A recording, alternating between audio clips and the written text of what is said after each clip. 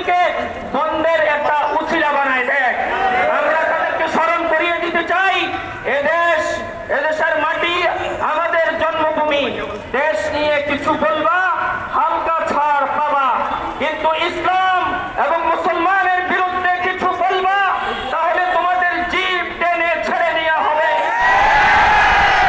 আমাদের প্রথম পরিচয় আমরা মুসলমান, আমাদের দ্বিতীয় পরিচয় আমরা বাংলাদেশী।